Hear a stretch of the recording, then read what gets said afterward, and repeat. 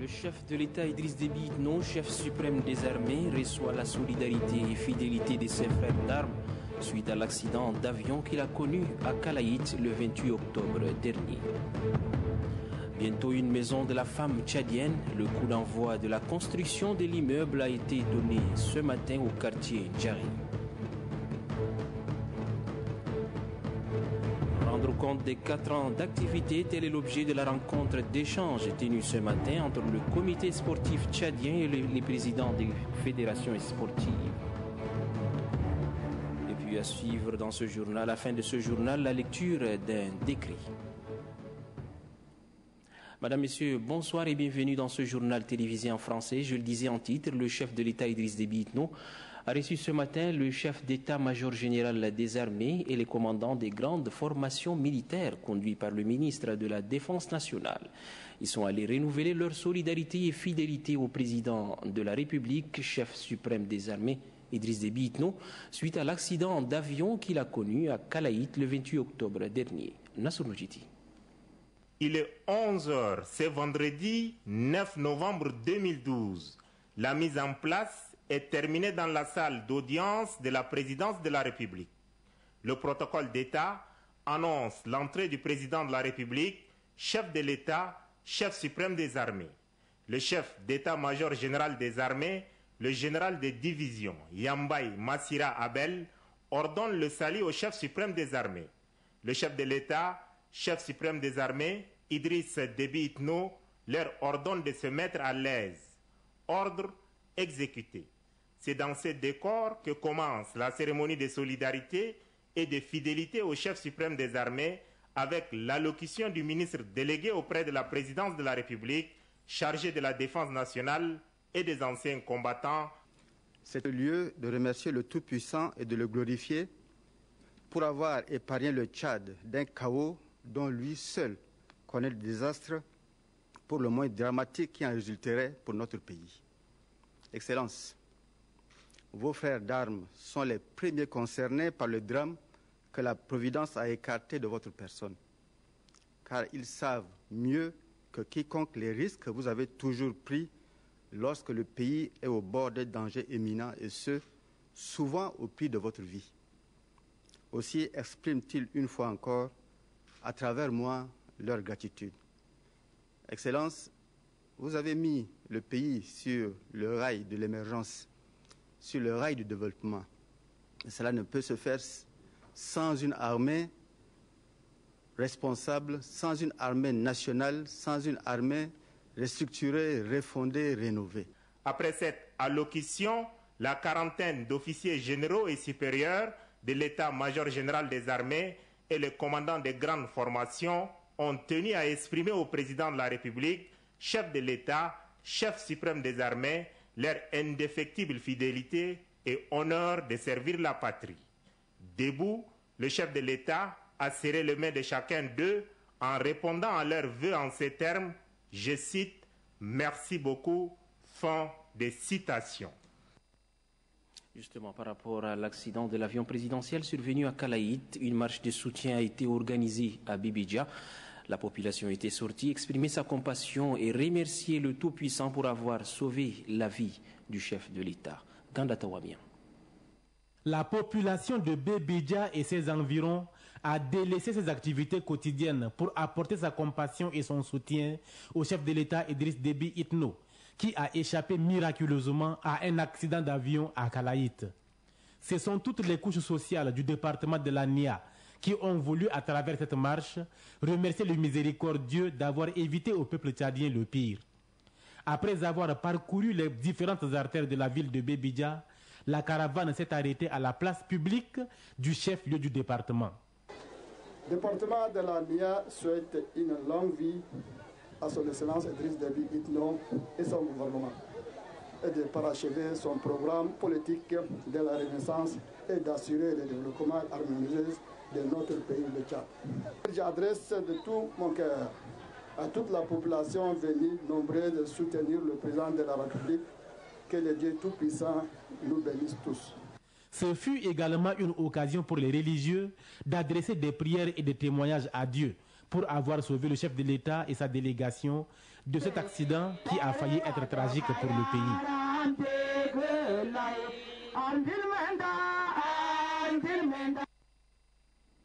Bientôt une maison de la femme tchadienne. La cérémonie de la pose de la première pierre du centre a eu lieu ce matin au quartier Ndjari. Une cérémonie présidée par la première dame Mahinda Déby Itno en présence du Premier ministre Emmanuel Nadingar. Le point avec Grangacha Mirima.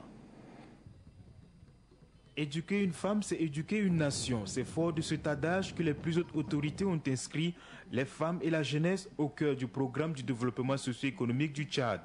Ainsi, après l'hôpital de la mère et de l'enfant, un deuxième grand pas vient d'être franchi en faveur des femmes. C'est le quartier Ndjari qui va abriter ce joyau architectural dénommé Centre national de formation des femmes tchadiennes. À tout seigneur, tout honneur, la première dame Mahinda Déby Itno est présente pour donner un cachet particulier à cette cérémonie.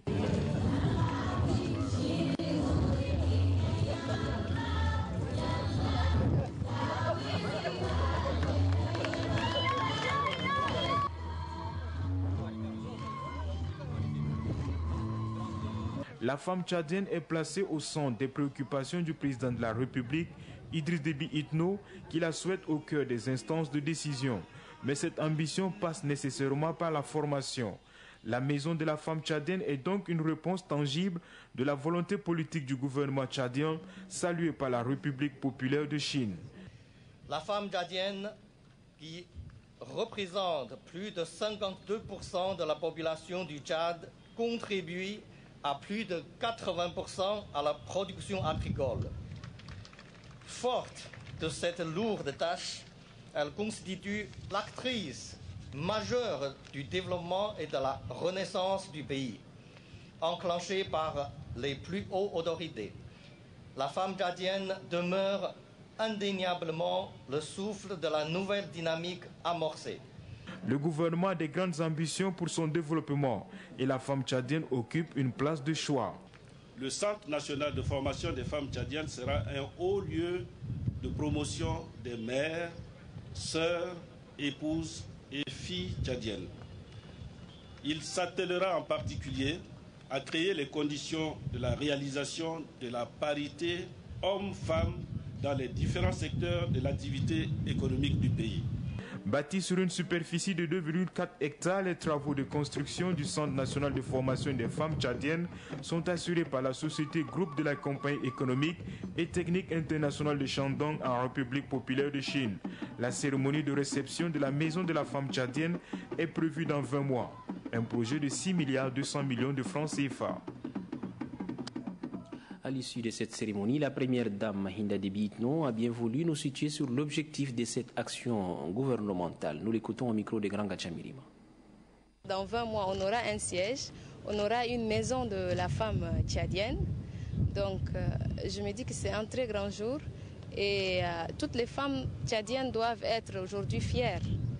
Fières pourquoi? Parce que on aura dans 20 mois une maison où toutes les femmes tchadiennes vont se retrouver à l'intérieur, où nos sœurs viendront des régions pour être formées ici.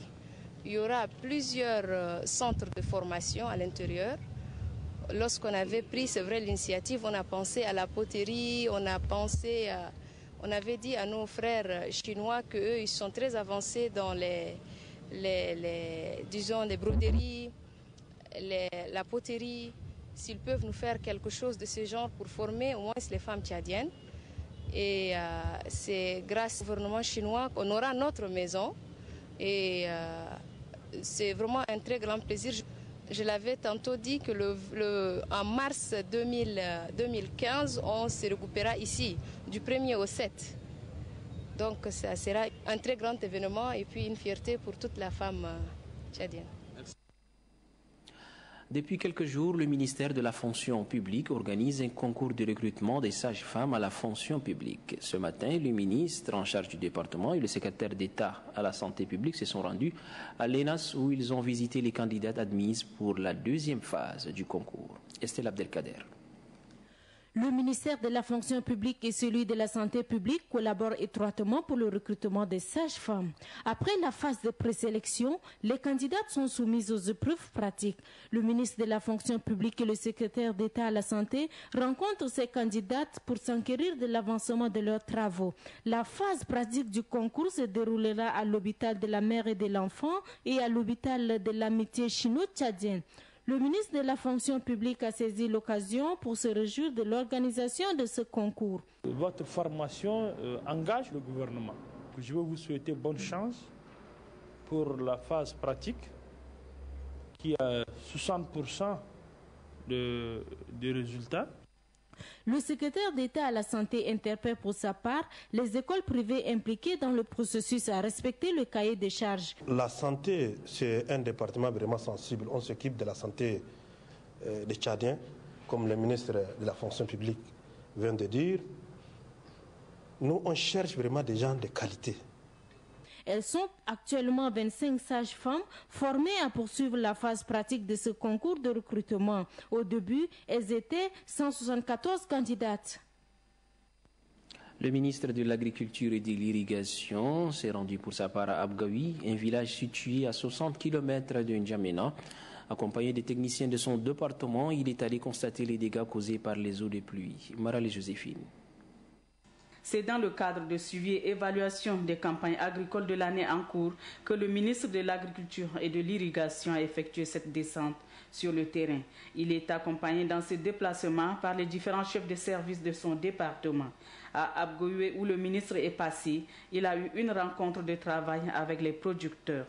273 champs de maïs, du riz et de sorgho sont autant de pertes causées par les inondations selon la population. Elle sollicite l'appui du gouvernement afin de subvenir à ses besoins pendant cette période difficile.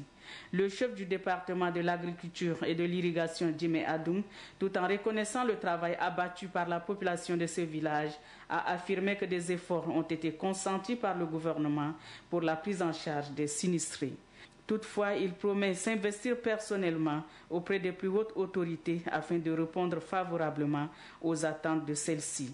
Le ministre a invité tout un chacun à s'adonner à la culture de contre-saison car, dit-il, elle lui permettra de lutter contre la famine dans sa localité. Une nouvelle brève, des sacs de mil, du riz, des cartons de savon et des couvertures. Ce sont là l'œuvre de différents partenaires, à savoir la mairie de N'Djamena, le ministère de l'Intérieur, le Fonds des Nations Unies pour la population, le HCR, le maire et les députés du 3e arrondissement. Au total, 50 ménages installés dans les locaux du 3e arrondissement qui ont bénéficié de cette assistance. Une assistance, selon le maire Mohamed Ahmed Banhaji, la 3e du genre, s'inscrit dans le cadre de ses actions en faveur des habitants du carré 3 de Sabangali victimes d'inondations. Il remercie les différentes organisations et les personnes de bonne volonté qui se sont donné main forte pour cette action humanitaire. Pour Mohamed Jiddah Mamar, député du 3e arrondissement, en dehors des gestes d'amour et de solidarité, il est question d'exhorter les sinistrés à regagner leur domicile. Dans le cadre de l'exécution de son programme de la mécanisation de l'agriculture, le PNSA, Programme national de sécurité alimentaire, vient de remettre des matériels agricoles au profit des producteurs de la région du lac. C'était en présence du gouverneur de la région et des autorités administratives, civiles et militaires. Aroum Abdelkader. Djendjegi, un rythme du terroir qui ne se danse que pendant les grands jours. Le gouverneur de la région du lac Adoum Dangaïna Kourguet réceptionne 47 tracteurs et 22 motopompes destinés aux producteurs et autres groupements agricoles. Cet appui vient du programme national de sécurité alimentaire dont l'objectif est de mettre les Tchadiens à l'abri de toute insécurité alimentaire. Au vu de potentialités dont dispose cette partie du pays, le chef d'antenne du PNSA de la région, Mohamed Seyd Kidigodi, indique que ces matériels vont permettre aux agriculteurs d'intensifier leurs activités maraîchères. Un périmètre de 6 000 hectares est donc aménagé pour cette campagne de contre-saison. Le représentant du coordinateur national du PNSA, Hamidou Boubakari, invite les agriculteurs à produire plus pour que la région du lac puisse garder son statut du grenier du pays. Il promet donc un appui en semences, une aubaine pour les producteurs de la région. La population est contente de recevoir ces matériels. Ça fait la fierté des producteurs de la région. On mettra bientôt ces tracteurs en marche pour en tirer profit. Vraiment, on est beaucoup même contents. Un sentiment que partage le gouverneur de la région qui ne doute pas des bienfaits de la mécanisation de l'agriculture. Plusieurs actions menées par le PNSA ont permis de relancer les activités agricoles dans l'optique de dynamiser la production agricole de façon générale.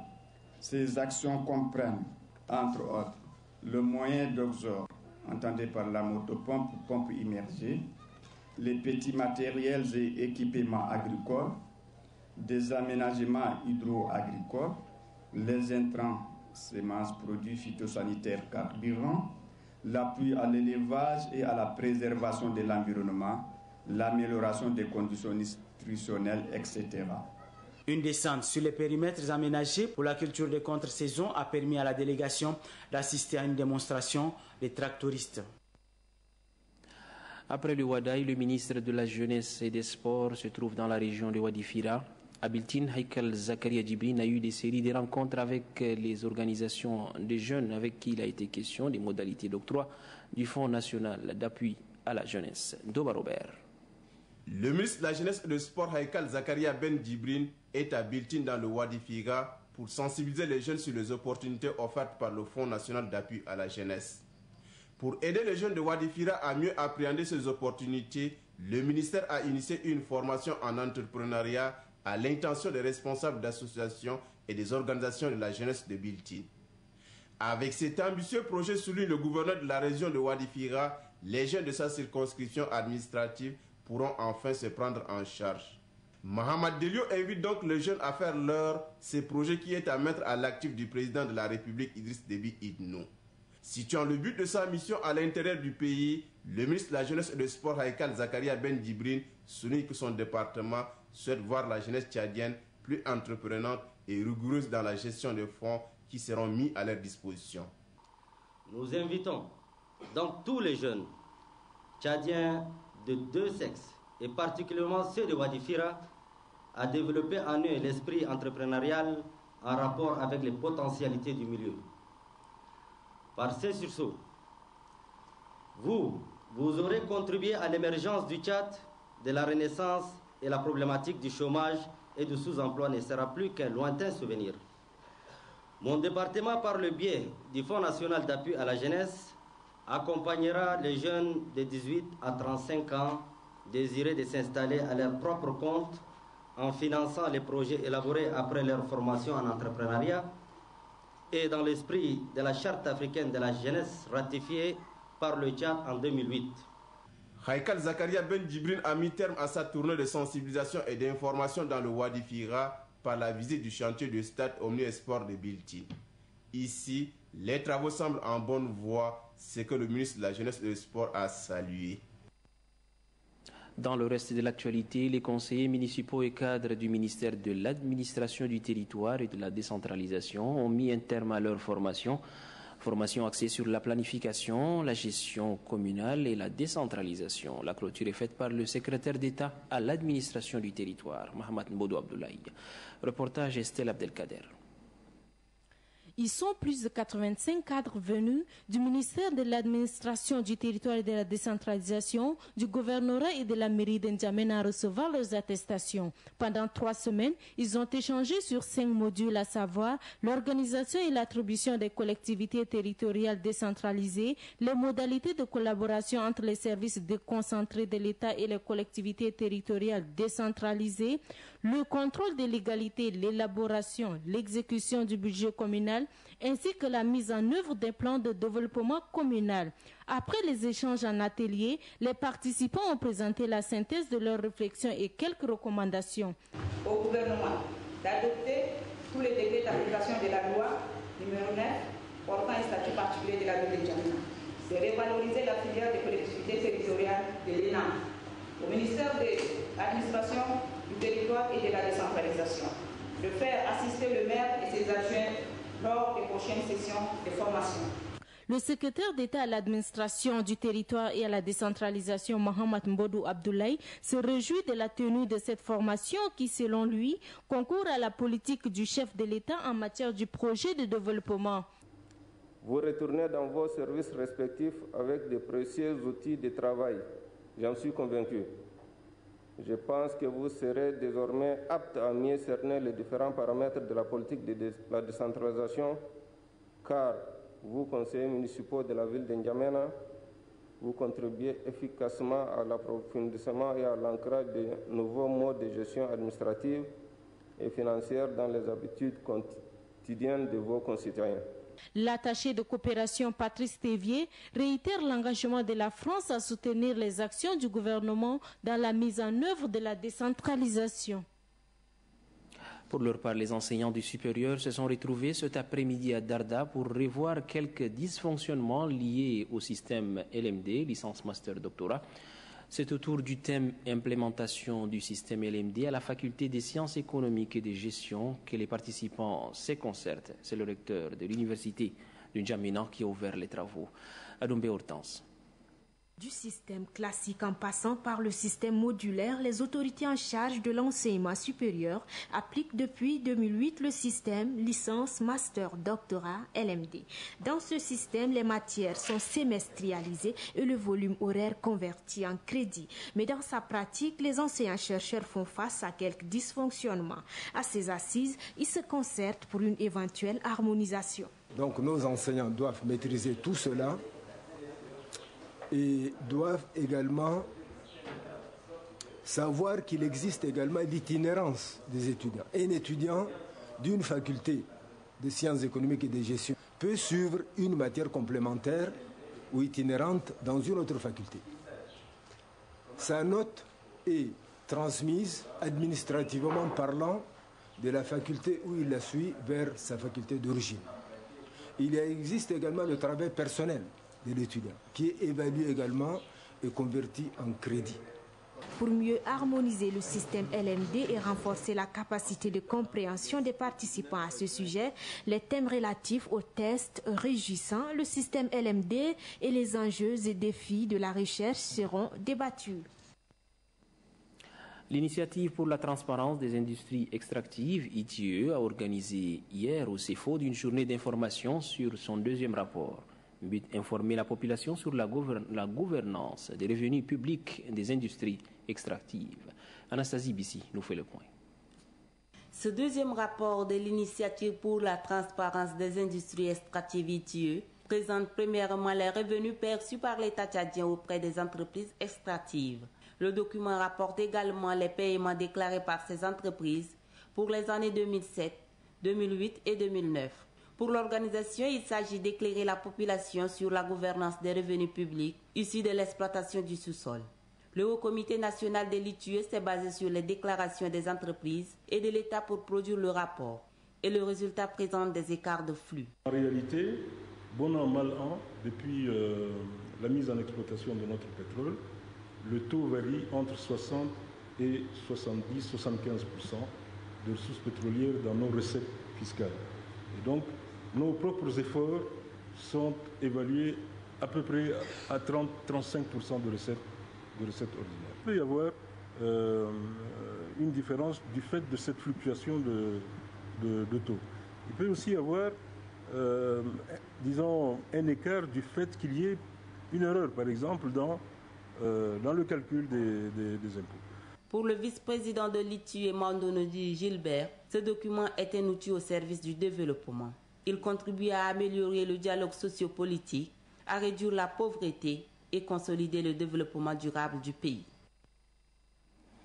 La société civile tchadienne s'agrandit avec la naissance d'une nouvelle entité dénommée Association pour l'Union et le Développement Global. Cette association, qui a obtenu son autorisation de fonctionner il y a quelques mois, est constituée de plusieurs cadres tchadiens des différents domaines d'activité. Le vice-président de la dite association définit ici les objectifs de sa formation. L'association a pour objectif de contribuer à la protection de l'environnement, organiser des sessions de formation dans les domaines sanitaires ainsi que la nouvelle technologie, promouvoir la scolarisation des jeunes filles, favoriser la création des écoles nomades et communautaires, orienter les milieux pour se prévaloir de ses richesses culturelles et ses valeurs morales, approfondir les valeurs patriotiques telles que l'amour de la patrie, son respect, la protection de ses acquis et ses réalisations. Plus que jamais, nous devons croire que l'avenir de notre pays passe essentiellement par l'unité nationale et la solidarité entre ses fils et ses filles, le respect des droits humains ainsi que la protection de l'environnement, car ces derniers, la vie de tout un organisme vivant en dépend. Le comité sportif tchadien et les présidents des fédérations sportives ont tenu une rencontre d'échange ce matin à la Bibliothèque nationale. Cette rencontre a été provoquée par le collectif des fédérations sportives. Innocent Kilayo nous fait le point. C'est la correspondance adressée par le collectif des fédérations sportives au bureau exécutif du comité sportif tchadien qui est à l'origine de cette rencontre d'échange. Dans cette correspondance, le collectif des fédérations sportives demande au bureau du COST de rendre compte de ses 4 ans d'activité. Un rappel à l'ordre qui n'est pas du goût du bureau exécutif du COST. Vous avez dit le COST depuis 4 ans, ils n'ont rien fait. Ils n'ont rien fait dans le courrier. Vous avez même été plus loin. Vous connaissez ce que vous avez écrit. Pour le secrétaire général du comité sportif tchadien, en 4 ans, son institution a mené beaucoup d'activités. En 2009, 2 stages techniques de lutte et de volleyball ont été organisés. En 2010, nous avons organisé 2 stages techniques, l'un de judo et l'autre d'athlétisme. 17 fédérations sportives ont pris part à cette rencontre d'échange. Le bureau exécutif du comité sportif tchadien a profité de cette rencontre pour annoncer la tenue de l'Assemblée générale ordinaire. Cette Assemblée générale ordinaire se tiendra en décembre 2012. Le nouveau bureau exécutif qui sera élu à l'issue de cette Assemblée générale ordinaire aura un mandat de 4 ans. À l'étranger, effondrement d'un building à Accra au Ghana. Quelques dégâts matériels ont été enregistrés. La population dénonce la mauvaise construction de cet immeuble. Des précisions avec Gladys Mariva de l'ITV. On en sait un peu plus sur les raisons de l'effondrement du centre commercial d'Accra mercredi matin. Selon les premiers résultats de l'enquête, l'immeuble de 6 étages n'avait pas de permis de construire. Les survivants sont sous le choc. Un manager m'a demandé de mettre une enseigne dehors parce qu'on devait faire des soldes aujourd'hui. À ce moment-là, un pilier du building m'a frappé à la tête et je suis tombé ici. Les opérations de secours ont permis de sauver 67 personnes. Certaines sont restées très longtemps sous les décombres. Elles ont été conduites à l'hôpital. On cognait de toutes nos forces contre une porte et c'est comme ça qu'ils nous ont trouvés. Ils ont creusé un trou jusqu'à nous et j'ai pu passer ma tête et être secouru. En pleine campagne pour la présidentielle, le président ghanéen a annulé un déplacement pour se rendre sur place. Rapidement, le gouvernement a mis en cause la fiabilité du building. Il suffit de regarder les débris pour voir que la construction était de mauvaise qualité. Je peux vous assurer qu'il y aura une enquête. La priorité, c'est de sauver les vies, mais après, le constructeur devra répondre à nos questions. L'enquête fait état d'un mélange de ciment qui n'était pas aux normes. Les opérations de secours se poursuivent. Personne ne sait combien d'employés étaient dans le centre commercial quand il s'est effondré. À présent, l'actualité africaine au pas de course. Sophie Pillard de l'ITV nous amène en République démocratique du Congo, en Libye et en Afrique du Sud. Suivez plutôt. Une parodie de justice. C'est ainsi que l'organisation congolaise La Voix des Sans-Voix qualifie le procès à Kinshasa des 8 policiers accusés du meurtre du militant des droits de l'homme, Floribert Chebeya. L'ONG a décidé de ne plus se porter partie civile. Elle doit constituer un dossier devant d'autres juridictions internationales. Le 23 octobre, la Haute Cour militaire avait refusé de faire comparaître le général Numbi, le chef de la police actuellement suspendu, que La Voix des Sans-Voix considère comme le suspect numéro 1. En Libye, un tribunal militaire vient d'ordonner que l'ancien président du Conseil national de transition soit entendu par la justice. Mustapha Abdel-Jalil devra s'expliquer sur le meurtre du général Younes. Ce pilier du régime Kadhafi, qui avait rejoint la rébellion, a été tué dans des circonstances troubles en juillet 2011. Ce procès annoncé va dans le sens de la demande de la procureure de la Cour pénale internationale. Fatou Bensouda a de nouveau réclamé mercredi devant le Conseil de sécurité de l'ONU que le nouveau gouvernement libyen n'accorde aucune amnistie pour les crimes commis par les anciens rebelles. Un concert endeuillé au Cap, en Afrique du Sud. Une personne est morte et une vingtaine d'autres a été blessée peu avant la prestation d'un groupe de rock américain, Linkin Park. Les victimes ont été écrasées par un échafaudage publicitaire qui s'est effondré à cause de vents violents. Le concert a quand même eu lieu, les artistes faisant part de leur profonde tristesse. Avant de nous séparer, je vous donne la lecture de ce décret qui porte le numéro 1747. Au terme de ce décret, le contrôleur général de police, dont le nom s'y a précité, est cassé au grade de gardien de la paix conformément au tableau suivant, catégorie C, échelle 6, au grade de gardien de la paix, échelon de début, indice 360 PC du 1er juillet 2012, Idriss Anour Abdelkerim. Voilà, c'est avec la lecture de ce décret que s'achève ce journal télévisé en français. Merci de l'avoir suivi. Très bonne suite des programmes sur Télé Tchad.